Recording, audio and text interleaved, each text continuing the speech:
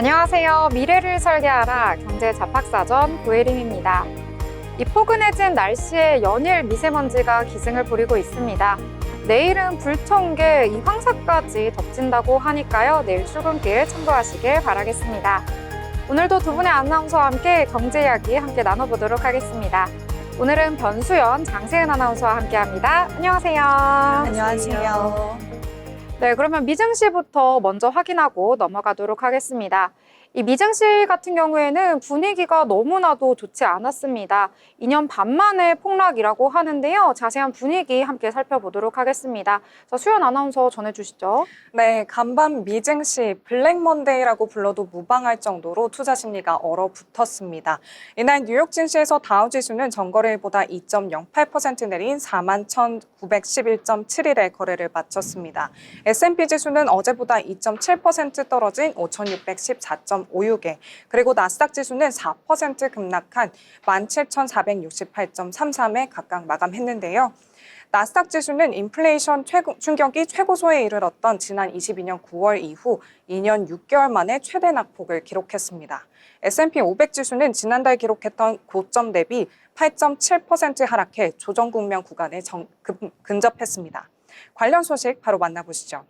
도널드 트럼프 대통령이 경기 침체 가능성을 배제하지 않으면서 밤사이 뉴욕 증시가 급락했습니다. 월가는 그동안 관세 정책이 협상 전략에 불과할 것이라고 예상했지만요. 트럼프 대통령이 과도기를 언급하면서 단기적인 경기 침체도 감수할 수 있다는 뜻을 밝히자 시장이 큰 충격을 받은 건데요. 이번 증시 하락은 트럼프 행정부가 경제 성장보다 보호무역과 제조업 회복을 우선시하면서 단기적인 경기 침체나 주가 급락을 용인할 수 있다는 신호로 받아들여졌습니다. 이러한 경제적 불확실성 속에서 미국 경제의 성장 전망에 대한 의견도 엇갈리고 있는 추세입니다. 제롬 파월 연준 의장은 미국 경제는 견조한 성장세를 유지하고 있다며 지나친 우려를 경계했습니다. 다만 일부 경제 전문가들은 1분기 성장 둔화 가능성을 제기했고요. 인플레이션 상승과 소비 둔화가 지속될 경우 경기 침체 우려가 현실화될 수도 있다고 분석했습니다. 한편 캐나다 신임 총리로 선출된 마크 카니가 미국의 관세 정책에 반발하면서 보복 관세를 유지하겠다고 선언한 점도 시장 불안을 키우고 있습니다. 이에 따라 미국과 캐나다 간 무역 갈등이 심화될 가능성이 높아지고 있습니다. 또한 AI 관련 기술주들의 고평가 논란이 지속되면서요, 증시 불안이 더욱더 커지고 있습니다. 최근 성장주 중심의 상승세가 둔화된 가운데 AI 시장에 대한 기대감이 지나치게 반영된 것이 아니냐는 우려가 제기되고 있습니다. 하지만 전반적으로 전문가들은 경기 둔화 가능성을 인정하면서도 당장에는 심각한 경기 침체에 빠질 가능성은 낮다고 보고 있습니다. 금융권에서는 2분기 이후 성장세가 회복될 것으로 예상하고 있고요. 트럼프 행정부의 관세 정책이 경제 전반에 미치는 영향이 어떻게 전개될지 지켜보겠다고 전했습니다. 네, 다음 소식입니다. 글로벌 금융시장이 불안정한 모습을 보이면서 투자 심리가 급격하게 위축됨에 따라 증시뿐만 아니라 비트코인, 유가와 금 가격 모두 하방 압력을 받았는데요. 비트코인은 심리적 지지선이던 8만 달러 선을 깨고 7만 달러대로 내려앉았습니다. 오늘 오전 코인마켓캡에 따르면 비트코인은 24시간 전보다 2.89% 하락한 7만 8,900달러 선에서 기록이 됐습니다. 이번 하락은 반등 없이 이어지고 있어서요. 투자자들의 불안감을 키우고 있습니다. 이와 함께 국제유가도 급락했습니다. WTI 4월물은 전장 대비 1.51% 하락한 배럴당 66달러 선에서 거래됐고요. 브렌트유 5월물은 1.53% 내린 배럴당 69달러에서 거래를 마쳤습니다.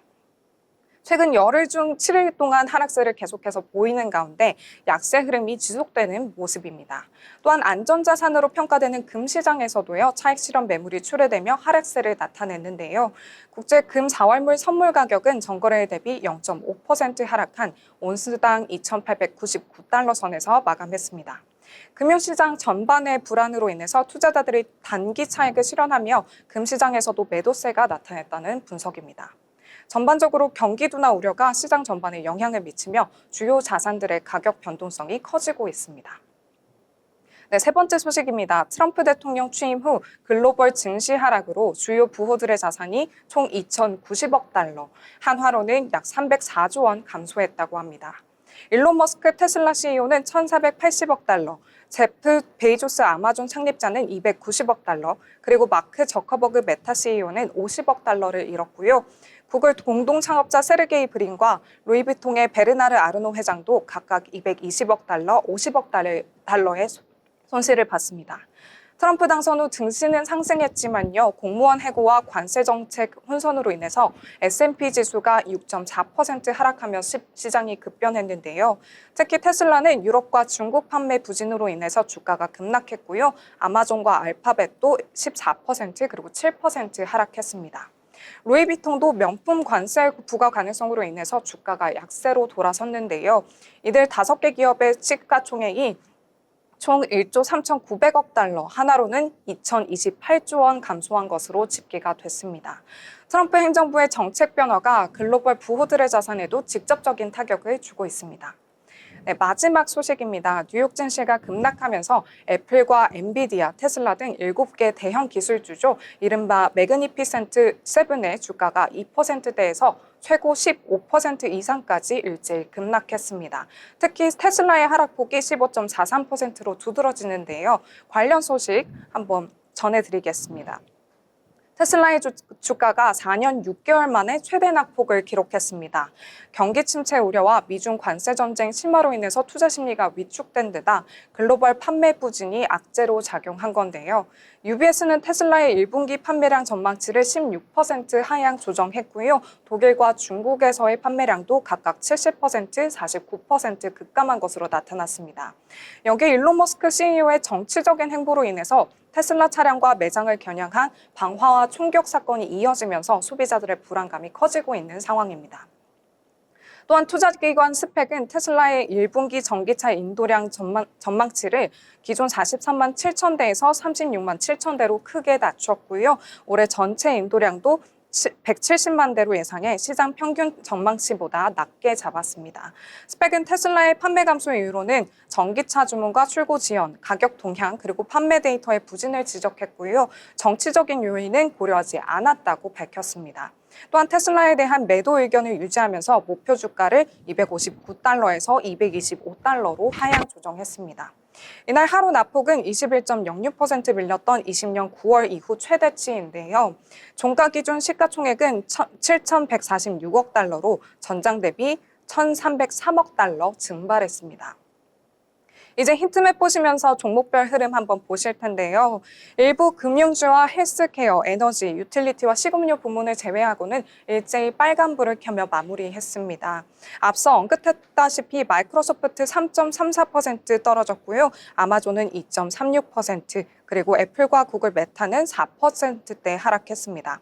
엔비디아 또한 5% 이상 급락하면서 시장이 전체적으로 얼어붙었다는 점 확인해 보실 수 있습니다. 네, 오늘 미증시 마감 시황 여기까지 전해드리겠습니다. 네, 미증시 오늘 소개를 해드렸는데 일단은 간밤에 너무나도 좋지 않은 분위기가 이어졌습니다.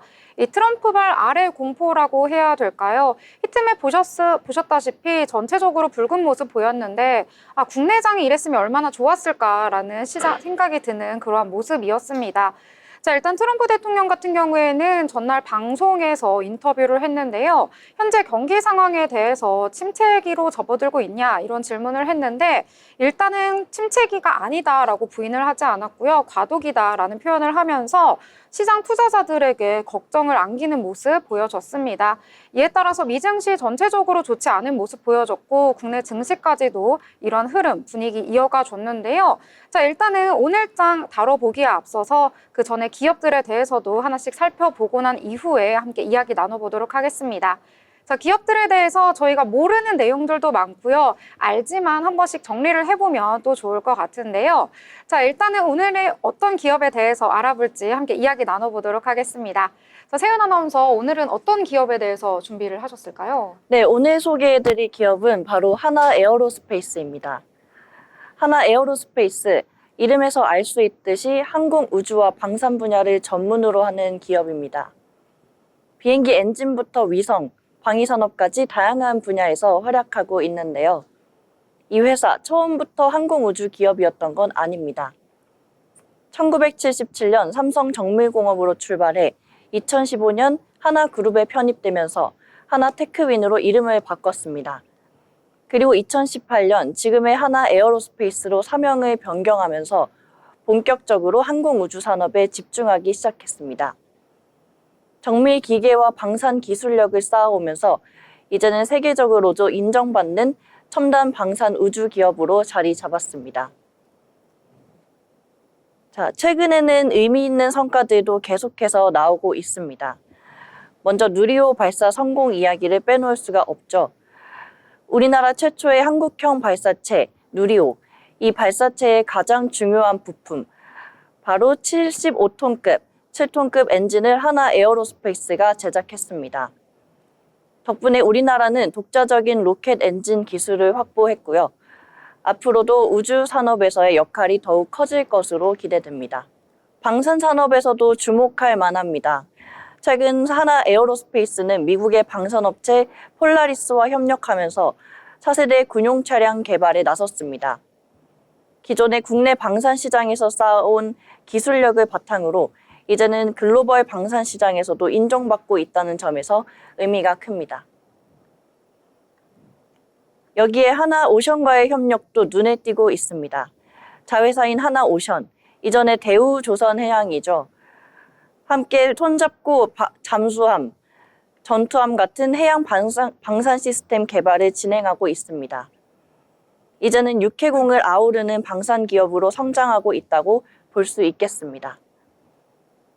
이렇게 보면 앞으로의 전망도 기대할 수밖에 없겠죠. 우주산업 확대, 글로벌 방산 시장 진출, 그리고 첨단 방산 기술 개발까지 여러 분야에서 빠르게 성장하며 글로벌 기술 기업으로 도약하고 있습니다. 오늘의 기업 브리핑은 여기까지입니다. 다음에도 유익한 소식으로 찾아뵙겠습니다. 네, 일단 하나 에어로스페이스에 대해서 이야기를 해주셨습니다. 이 기업명 방송에서도 많이 언급을 해드렸기 때문에 시청자분들께서도 익숙하실 것 같은데요.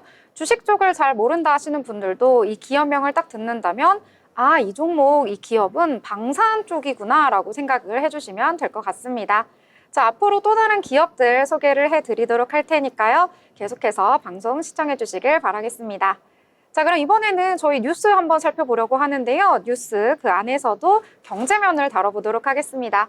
자, 수연 아나운서 어떤 내용 준비하셨나요?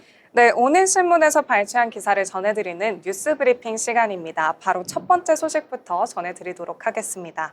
네, 캐나다 자유당이 9일 새 대표로 마크 카니 전 캐나다 중앙은행 총재를 선출했습니다. 그는 85.9%의 압도적인 지지를 받아 주스틴 트리도 총리의 후임이 될 예정이라고 하는데요. 경제 전문가로 평가받는 카니 대표는 당선 연설에서 트럼프의 관세 압박에 단호히 맞서겠다며 캐나다는 결코 미국의 일부가 되지 않을 것이라고 강조했습니다. 최근 트럼프 대통령이 캐나다를 미국의 51번째 주로 만들겠다는 발언을 하면서 캐나다 내 반미 정서가 확대되고 있습니다. 카니 대표는 글로벌 금융위기 당시 캐나다 중앙은행 총재로 활약을 했고요. 이후 영국 중앙은행 총재로 브렉시트 국면을 안정적으로 관리한 그런 경험이 있습니다. 그의 경제적 리더십이 기대되는 가운데 새 정부가 대미 무역 정책에서 더욱더 강경한 입장을 취할 가능성이 높다는 분석이 나옵니다. 하지만 트리도 총리가 물러나면서 오히려 관세 협상이 유연해질 수 있다는 전망도 나왔는데요. 트럼프 대통령과 개인적인 갈등이 있던 트리도가 떠남에 따라 양국 관계가 새 국면을 맞을 수 있다는 겁니다. 카니 총리의 첫 시험대는 올해 총선이 될 전망인데요. 자유당 지지율은 최근 30%대로 상승하면서 보수당을 바짝 추격하고 있는데 트럼프의 경제 압박이 캐나다인의 애국심을 자극하며 현 정부의 강경 대응을 지지하는 목소리가 커진 영향으로 보입니다. 캐나다 유권자들은 이번 선거에서 누가 트럼프에 맞서 캐나다를 지킬 수 있는가를 핵심 쟁점으로 삼고 있다고 합니다. 네, 다음 소식입니다. 경기 침체 배제 않는 트럼프 관세 계속 밀어붙인다라는 기사인데요. 도널드 트럼프 미국 대통령이 경기 침체 가능성을 배제하지 않으면서 미국 경제에 대한 우려가 커지고 있습니다. 하워드 러트닌 미 상무장관은 12일부터 철강과 알루미늄에 대한 25% 관세를 예정대로 부과할 것이라고 밝혔고요. 이에 맞서 중국은 10일 미국산 농축산물 740개 품목에 대한 보복 관세를 시행하면서 미중 무역 전쟁이 격화되고 있습니다. 트럼프 대통령은 9일 경제정책에는 과도기가 필요하다며 단기적인 혼란보다 장기적인 목표 달성이 중요하다고 강조했습니다. 월스트리트 저널은 이를 두고 경기 침체 가능성을 배제하지 않았다며 미국 경제의 회복력이 시험대에 올랐다고 평가했습니다. 2월 미국 실업률이 4.1%로 예상치를 웃돌고 소비 지출 둔화와 인플레이션 우려가 커지면서 기업의 부담도 가중이 되고 있습니다. 한편 트럼프 대통령의 대중국 추가 관세 조치에 맞서 중국은 닭고기와 밀, 옥수수, 대두, 그리고 쇠고기 등 주요 농축산물에 대한 관세를 최대 15% 인상하면서 대응에 나섰는데요. 전문가들은 트럼프 대통령이 대선 기간 동안 60%의 대중관세를 공언했던 만큼 향후 무역 전쟁이 더욱더 심화될 가능성이 크다고 전망하고 있습니다. 트럼프 대통령은 11일 사우디아라비아에서 열리는 우크라이나 고위급 회담에서 우크라이나가 광물 협정에 서명할 것이라고 기대감을 나타냈고요. 러시아에 대한 추가 관세 부과 가능성도 검토 중이라고 밝혔습니다. 네, 세 번째 소식은 미국발 반도체 규제가 글로벌 반도체 업계에 영향을 미칠 수도 있다는 내용의 기사입니다. 미국이 중국산 반도체에 대한 추가 규제를 검토하면서 긴장감이 고조되고 있습니다. 기존 AI 칩 등 첨단 반도체 규제에 이어서 이번에는 범용 반도체에도 고율 관세를 부과하는 방안이 논의되고 있는데요.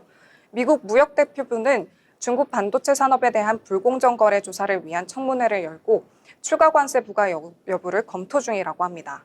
트럼프 대통령은 기존의 50%였던 반도체 관세율을 올해 최대 70%까지 인상할 가능성을 시사했습니다. 이에 삼성전자와 SK하이닉스는 각각 중국 시안과 우시, 다롄에 반도체 공장을 운영하고 있어서요. 상황을 예의주시하고 있는 것으로 보입니다. 현재 두 회사는 24년 10월까지 미국의 한시적인 예외 조치를 받았지만 연장 여부가 불투명해서 중국 내 생산 불확실성이 커지고 있습니다. 미국의 추가 조치가 현실화될 경우 한국의 반도체 기업에도 압박이 가해질 가능성이 높아지고 있습니다. 네, 다음 소식입니다. 미국의 자동차 관세 부과 움직임과 내수 침체로 인해서 한국의 자동차 산업이 위기를 맞고 있습니다. 한국모빌리티산업협회에 따르면 24년 국내 자동차 생산량은 전년 대비 감소했고요. 경기 둔화와 내수 한계로 인해서 앞으로도 더욱더 축소될 가능성이 크다고 합니다. 특히 미국이 수입 자동차에 25% 관세를 부과하겠다고 밝히면서 현대차 그룹을 비롯한 글로벌 기업들이 미국 내 생산 확대를 검토하고 있는데요. 현대차는 미국 내 공장을 적극적으로 활용해서 미국 시장 판매량의 70% 이상을 현지에서 생산할 계획이지만 이 경우 한국 공장의 수출 물량 축소가 불가피해서 지역 경제에 큰 타격을 입힐 것으로 보입니다. 한국 GM 역시 미국 수출의 의존도가 높아서 직접적인 영향을 받을 전망입니다. 한국 GM 창원 공장은 미국 수출 비중이 90%에 달하는데 과거 군산 공장 폐쇄 사례처럼 대규모 일자리 감소 우려가 나오고 있습니다. 이에 따라서 한국 GM 노조와 경영진은 GM 본사를 방문해 신차 배정 등의 대책을 요청할 계획이라고 합니다. 한편 미국이 12일부터 철강과 알루미늄에 대해 25% 관세를 부과하면서 자동차 부품업계도 추가적인 타격을 받을 것으로 보입니다.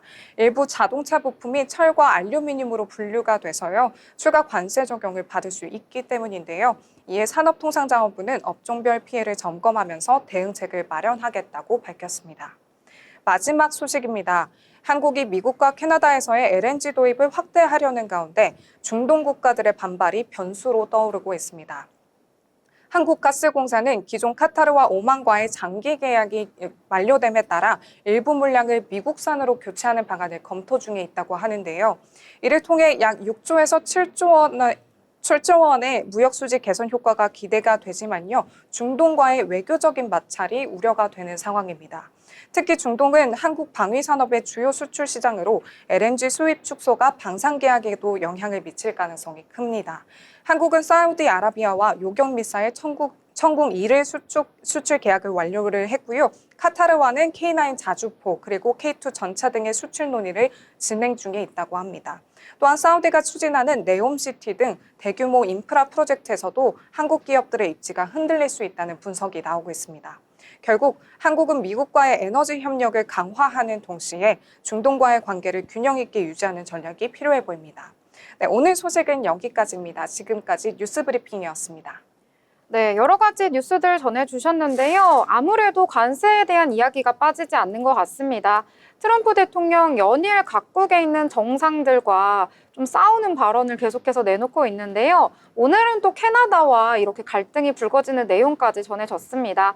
캐나다 측에서 이 미국의 관세 조치에 대해서 반발하는 영향으로 이 전기세에 관해서 25%의 관세를 맞대응으로 부과하겠다라고 하니까요. 트럼프가 또 캐나다는 관세를 먹고 있다, 관세 남용국이다라고 하면서 독설을 쏟아부었다고 합니다. 언제까지 트럼프 대통령의 관세 전쟁 계속될지, 이로 인해서 우리 증시에는 어떤 영향을 미칠지 함께 살펴보도록 하겠습니다. 자, 그러면 또 다른 이야기 함께 나눠보려고 하는데요. 저 세은 아나운서 또 어떤 소식 준비하셨죠? 네, 오늘은 인물을 한 분 소개해드리려고 합니다. 네, 제가 오늘 소개해드릴 인물은 바로 리플의 CEO 브래드 갈링하우스에 대해서 소개해드리고자 합니다. 브래드 갈링하우스는 리플의 최고 경영자이자 최근 미국 암호화폐 정책의 중심에서 활발한 활동을 이어가고 있습니다. 지난 8일 그는 백악관에서 열린 크립토 서밋에 초대되었는데요. 암호화폐 산업의 주요 우선순위를 논의했습니다. 이 자리에서 백악관은 명확한 암호화폐 규제안, 비트코인 전략 비축, 스테이블 코인 지원 등 다양한 사안을 다루었고, 갈링하우스 CEO는 이에 대해 긍정적인 반응을 보였습니다. 또한 그가 트럼프 행정부의 암호화폐 자문위원회에 합류할 가능성도 제기되고 있습니다. 이 움직임이 현실화된다면 리플과 XRP는 규제 명확성을 확보하는 것은 물론 업계 전반에 긍정적인 영향을 미칠 것으로 예상되는데요. 덕분에 XRP의 가격 상승에 대한 기대감도 커지고 있는 상황입니다. 갈링하우스는 원래 테크 및 금융업계에서 잔뼈가 굵은 인물입니다. 리플에 합류하기 전에는 야후, AOL, 하이버 그룹 등 여러 IT 및 금융기업에서 핵심적인 역할을 했었고요. 특히 야후에서는 수석 부사장으로 활동하며 메신저 사업을 총괄했었습니다. 이러한 경험 덕분에 그는 블록체인 기술을 단순한 투자 자산이 아니라 금융혁신을 위한 도구로 바라보는 시각을 갖게 되었습니다. 리플의 CEO로서 그가 가장 집중하는 것은 전통 금융 시스템과 블록체인의 연결입니다. 기존 은행 시스템과 협업해 국제 송금의 속도를 획기적으로 높이고 수수료를 줄이는 것을 목표로 하고 있는데요. 현재도 여러 글로벌 금융기관과 협력하면서 리플을 핀테크 산업의 핵심 기업으로 키워가고 있습니다. 네, 하지만 그가 이끄는 리플이 항상 순탄했던 것은 아닙니다. 특히 미국 증권거래위원회 SEC와의 법적 분쟁이 가장 큰 이슈였습니다. SEC는 리플이 XRP를 미등록 증권으로 판매했다며 소송을 제기했습니다. 또 이에 대해 갈링하우스는 강력히 반발하며 업계 전체를 대표해 법적 싸움을 이어가고 있는 중입니다. 네, 이 과정에서 그는 블록체인 업계에서 규제 명확성이 필요하다는 것을 강조하면서 암호화폐 산업이 단순한 투기 시장이 아닌 제도권 금융의 일부가 되어야 한다는 메시지를 지속적으로 전달하고 있습니다. 결과적으로 브래드 갈링하우스는 기업의 경영자이자 암호화폐 산업의 정책적 리더로서 적극적인 행보를 보이고 있는데요. 최근 백악관 회의 참석과 정부와의 협력을 고려할 때 앞으로의 행보가 더욱 기대되는 인물입니다. 오늘의 인물 브리핑 여기까지입니다. 다음에도 흥미로운 인물 이야기로 찾아뵙겠습니다. 네, 브래드 갈링하우스 이름이 좀 생소하긴 한데요. 이름은 생소하지만 이 비트코인은 들어보셨고 리플도 들어보셨을 것 같습니다. 리플의 CEO인데요. 이 가상화폐 쪽에 관심 있으신 분들이라면 리플 다 들어보셨을 것 같으니까요. 관련된 내용도 투자하실 때 참고하시면 좋을 것 같습니다. 더불어 본 방송에서 제공하는 정보는 투자 판단을 위한 조언일 뿐 해당 종목의 가치, 상승과 하락에 대해서는 보장하지 않습니다.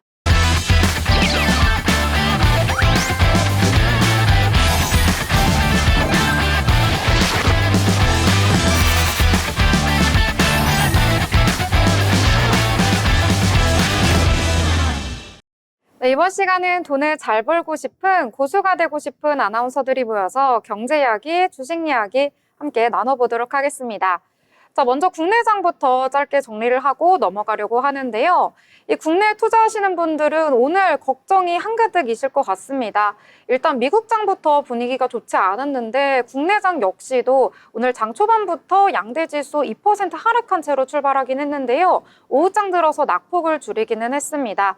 일단 코스피 같은 경우에는 전거래일 대비 1.28% 내리면서 2,537선에서 거래를 마쳤고요. 외국인과 기관 오늘 모두 매도 포지션 잡았다라고 볼 수 있겠고 그나마 개인이 4천억 원 넘게 매수 우위를 보였다 이렇게 보실 수가 있겠습니다. 코스닥 같은 경우에도 역시 오후 들어서 낙폭을 줄이는 모습 나타났는데요. 전거래일 대비 0.6% 빠지면서 721선에서 거래를 마쳤습니다. 코스닥에서는 그나마 외국인이 매수로 들어와 줬고요. 기관만이 매도로 대응을 했다라고 보실 수가 있겠습니다. 오늘 시가총액 상단에 위치한 종목들 대부분이 하락을 하는 모습 나타나줬습니다. 일단은 국내 종목 중에서 올랐던 종목을 찾기가 어려웠던 장이었다라고 보실 수가 있겠는데요.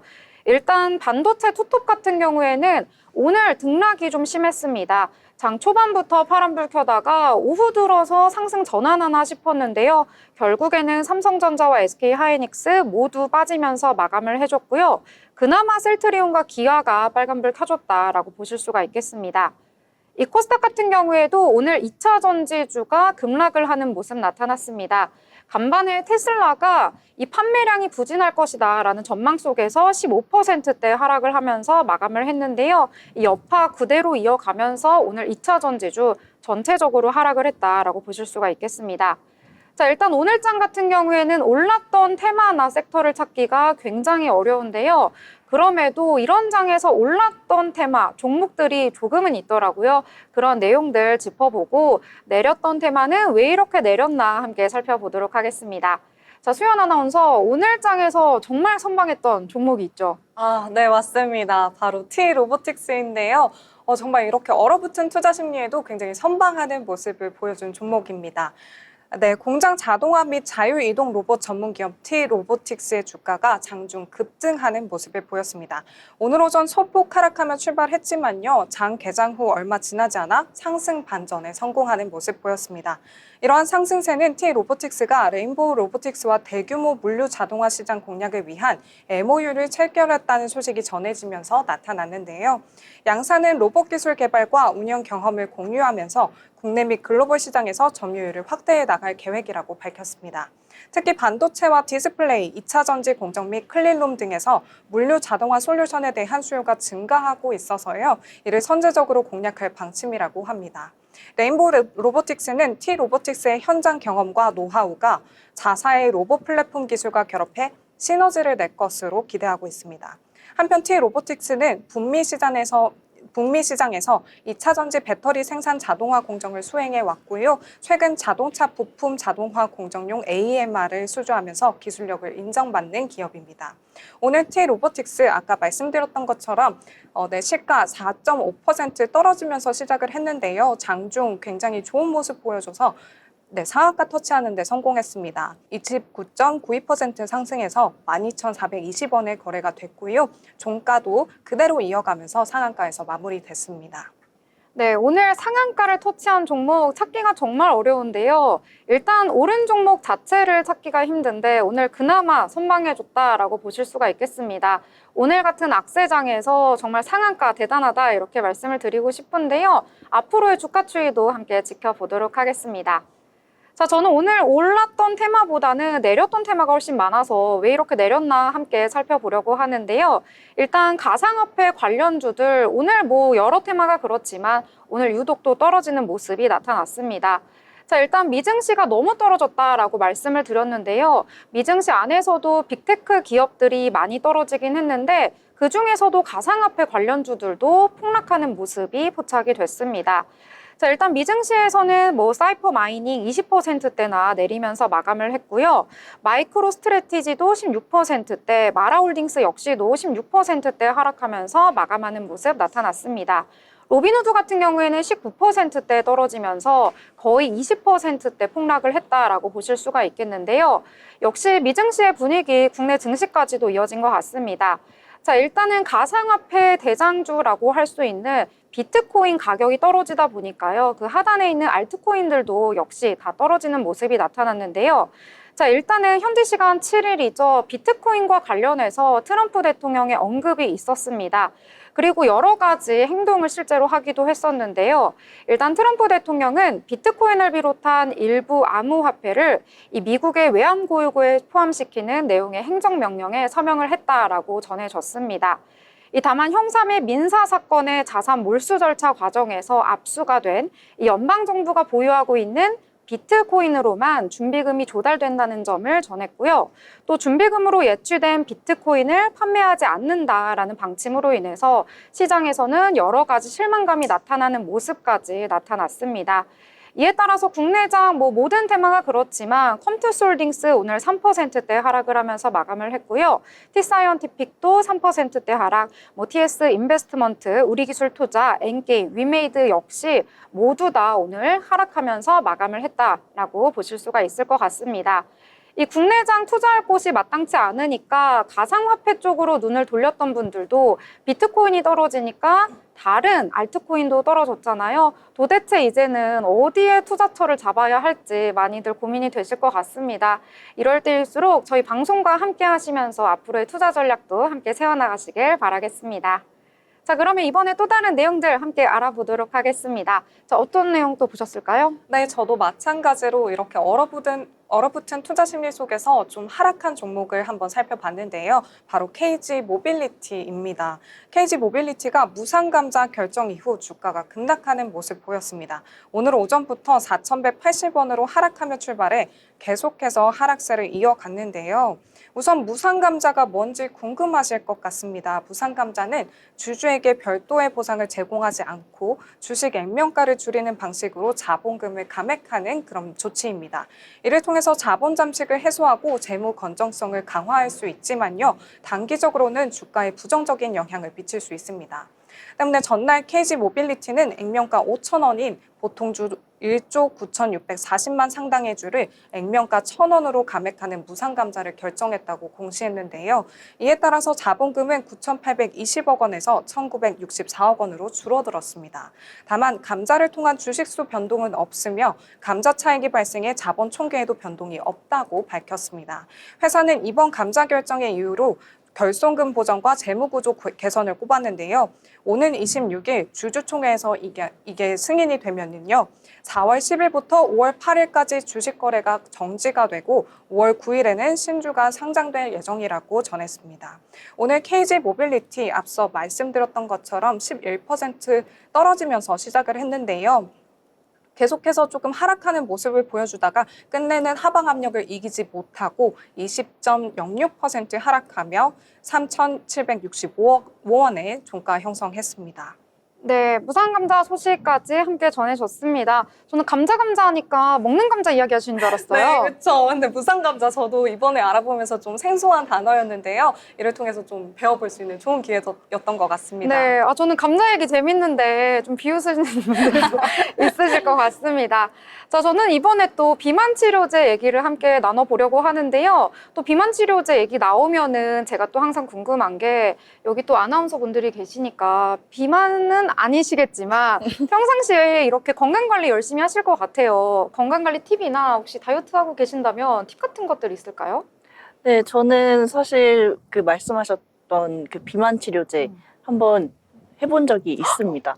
어떤 걸 해보셨죠? 네, 그 삭센다. 삭센다. 네. 그게 굉장히 효과가 좋아서 단기간에 살을 빼기 아주 적합한 그런 오. 네, 그래서 되게 빨리 뺐던 경험이 있습니다. 오, 안 그래도 제가 뉴스를 봤었는데요. 이 위고비보다 삭센다가 훨씬 더 효과가 좋아가지고 지금 판매가 굉장히 잘 되고 있다 이런 기사를 봤었거든요. 그래요? 아, 그런데 네, 오. 진짜 실제로 주변에서 이 고증이라고 해야 되나요?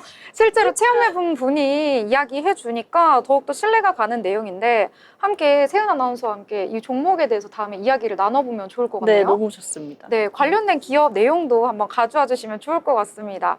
혹시 수연 아나운서도 팁 같은 거 좀 있을까요? 저는 사실 약물을 사용해 본 적은 없고요. 좀 새가슴이어서 근데 저는 단월적 간식을 좀 주로 오. 하고 있습니다. 좀 단월적 간식을 하면 좀 채기도 가라앉고 좀 소화에도 좋은 것 같더라고요. 혹시 포하나님은 어떤 예? 방식으로 다이어트를 주로 아, 하시나요? 다이어트요? 관리를 어떻게 하시나요? 역시 뭐니 뭐니 해도 제가 이것저것 다 해봤지만 열심히 운동하고 건강한 음식을 먹는 게 최고지 않을까 이런 생각을 하는데요.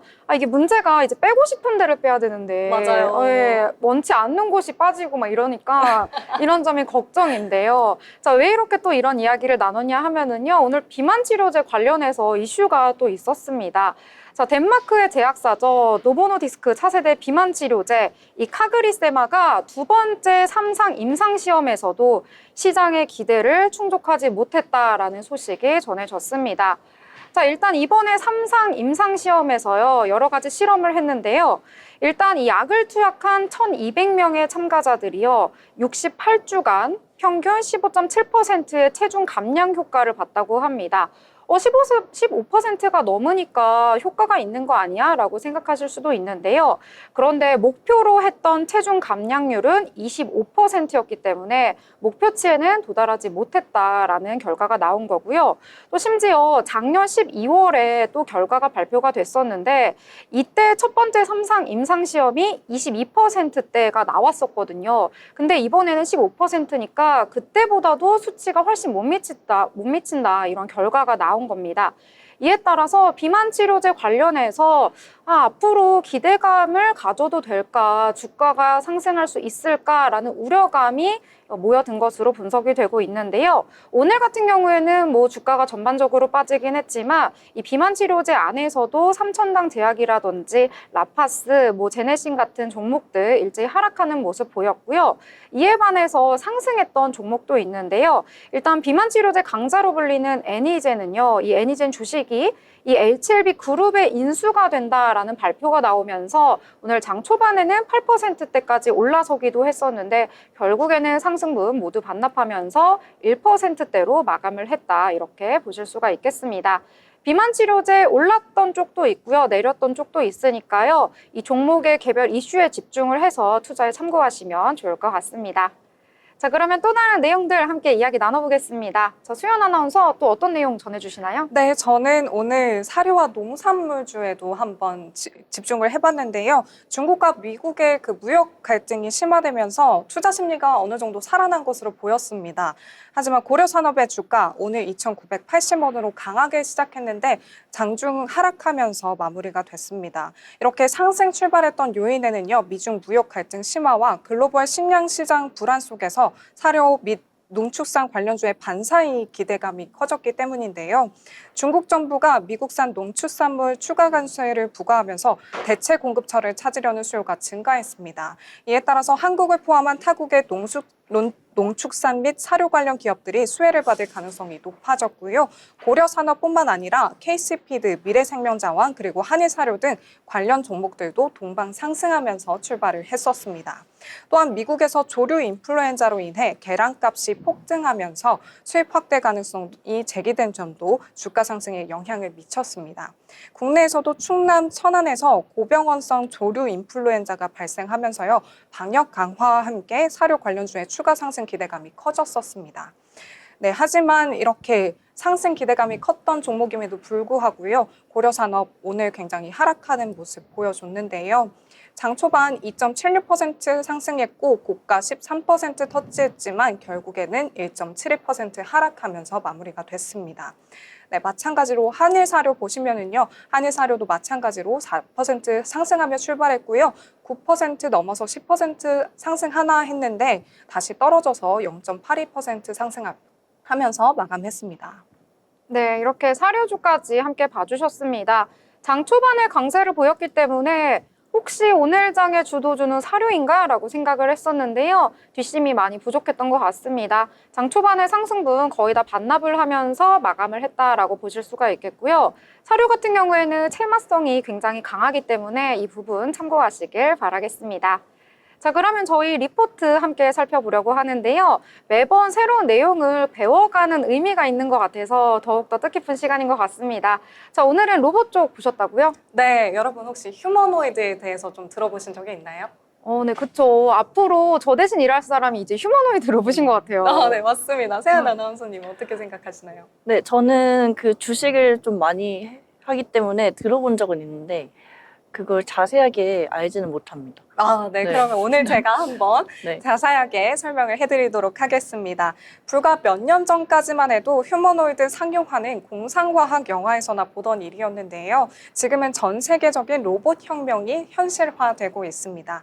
25년은 휴머노이드 로봇의 상용화 원년이 될 것으로 예상이 되고 있는데요. 그렇다면 우리는 이 거대한 변화 속에서 어떤 기회를 찾아볼 수 있을까요? 오늘은 하나증권의 현대노이드 리포트를 토대로 글로벌 휴머노이드 로봇 시장의 성장과 투자 전략을 함께 살펴보겠습니다. 본격적으로 시작하기 전에 현재 로봇 시장이 얼마나 빠르게 성장하고 있는지부터 먼저 살펴보겠습니다. 먼저 숫자로 보는 로봇 시장입니다. 현재 글로벌 로봇 시장은 빠르게 성장하고 있는데요. 전체 로봇 시장에서 가장 큰 비중을 차지하는 것은 단연 산업용 로봇입니다. 하지만 최근 몇 년간 가장 빠르게 성장하는 분야가 바로 휴머노이드 로봇입니다. 23년도에 휴머노이드 로봇 시장의 규모는 약 16억 달러에 불과했지만요. 2030년까지 50억 달러 규모로 성장할 것으로 전망되고 있습니다. 무려 연평균 47%의 성장이라는 엄청난 속도인데요. 여기에 미국과 중국이 적극적으로 움직이고 있습니다. 미국은 테슬라, 보스턴 다이내믹스 등의 기업들이 주도를 하고 있고요. 중국은 정부 차원의 대규모 투자를 통해서 자국 기업을 육성하고 있습니다. 특히 중국은 인공지능과 로봇 관련 R&D 투자를 지속적으로 늘려가면서 향후 휴머노이드 로봇 시장에서 미국과의 경쟁을 본격화할 것으로 보입니다. AI 기반 로봇 시스템을 탑재한 모델이 빠르게 발전하고 있고요. 중국의 선전 같은 지역에서는 이미 로봇이 배달 및 공장 운영을 지원하는 실험 단계에 들어섰다고 하네요.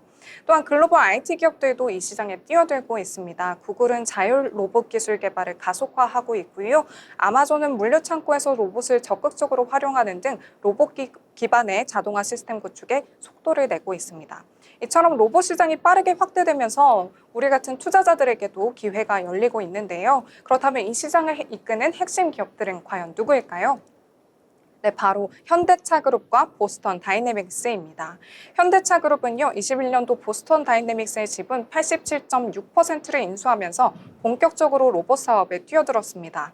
현재 보스턴 다이내믹스는 아틀라스라는 휴머노이드 로봇을 개발 중에 있는데요. 현대차 공장에서 실제 조립 공정에 투입될 예정이라고 합니다.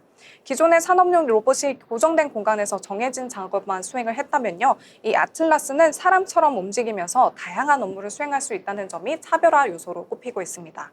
현대차그룹은 단순한 로봇 개발을 넘어서 미래 모빌리티 생태계 전반을 로봇 기술과 결합하는 그런 전략을 추진하고 있습니다.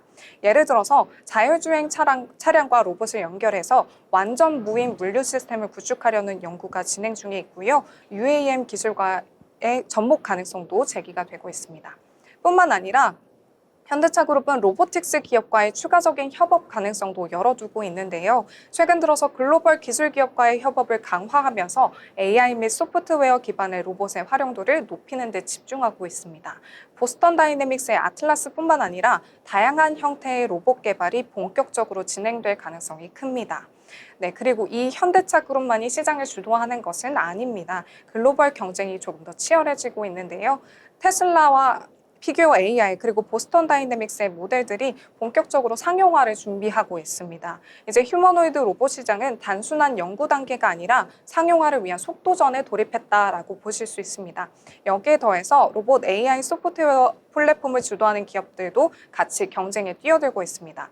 엔비디아는 AI 기반 로봇 운영 체제를 개발했고요. 클라우드 기반 로봇 관리 기술을 발전시키고 있습니다. 이렇게 기업들이 로봇 개발뿐만 아니라 AI, 클라우드, 반도체까지 모두 연결되는 기술 생태계를 구축하고 있는 것이 특징이라고 보실 수 있습니다. 이는 하드웨어뿐만 아니라 소프트웨어 기업에도 투자 기회가 열리고 있음을 시사하고 있습니다. 그렇다면 우리가 주목해야 할 투자 전략 어떤 것들이 있을까요? 첫 번째로는 국내의 현대차와 기아, 현대모비스 그리고 현대글로비스의 상승을 기대해 볼 수 있겠습니다.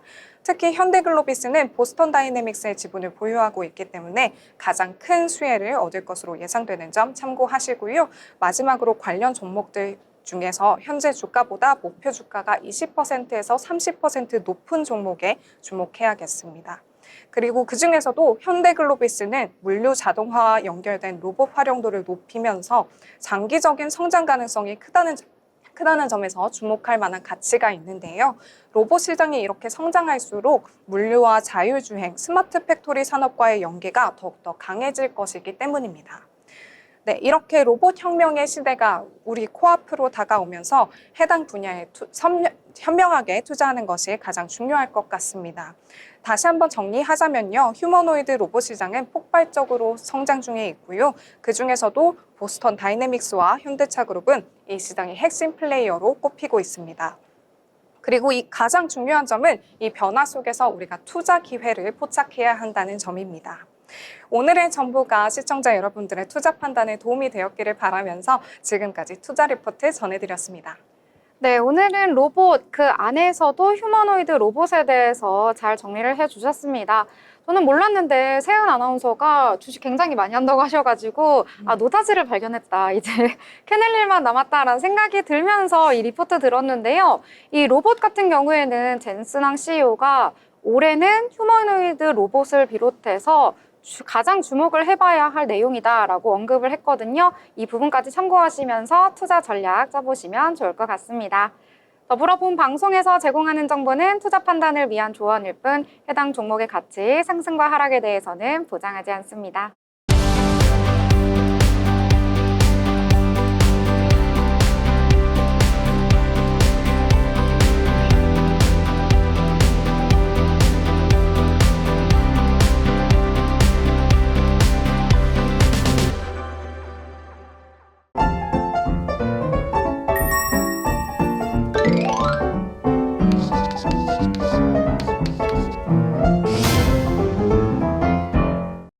네, 오늘 장에 대해서 여러 가지 이야기들 나눠봤습니다.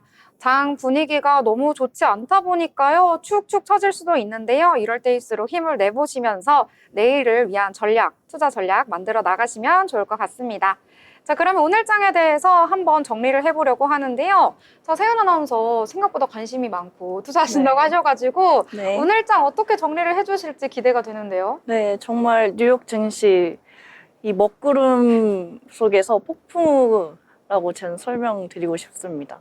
믿었던 테슬라마저 5년 만에 최저를 기록하고 언제쯤 다시 올라올지 정말 개인적으로 테슬라 주주로서 마음이 아픕니다. 네, 마음 아픈 게 네. 오늘 목소리에서도 드러나고 방송 내내 드러나는걸요? 네. 많이 속상하신가 보군요. 그래도 저는 믿습니다. 테슬라, 믿는군요. 일론 머스크. 네. 저도 테슬라에 개인적으로 관심이 많은데 어제 폭락을 겪고 나서 아침에 정말 너무 어깨가 아프더라고요. 잠을 제대로 못 잔 것 같습니다. 함께 이야기 나눠보면 좋을 것 같고요. 자, 그럼 수연 아나운서는 오늘 장 어떻게 정리를 해보면 좋을까요? 저는 이렇게 좀 안 좋은 상황 속에서도 이것이 바로 추가 매수 타이밍이라고 한번 정리를 해보겠습니다. 이렇게 나스닥이 4% 급락하면서 굉장히 안 좋은 모습 보여줬지만요. 이런 타이밍이야말로 우리가 추가 매수를 해야 되는 타이밍이 아닌가 싶습니다. 그리고 테슬라 언급하셨지만요. 15% 이상 급락했는데 이 트럼프가 내일 차 뽑으러 간다고 이렇게 지지하는 모습을 보여주기도 했습니다. 그래서 우리 앞으로도 조금 상승 국면을 기대해 볼 만한 그런 시장이 되기를 희망합니다. 네, 지금 보니까 거의 이렇게 매수 타이밍도 잡고 거의 좀 전문가다운 모습을 보여주셨는데요.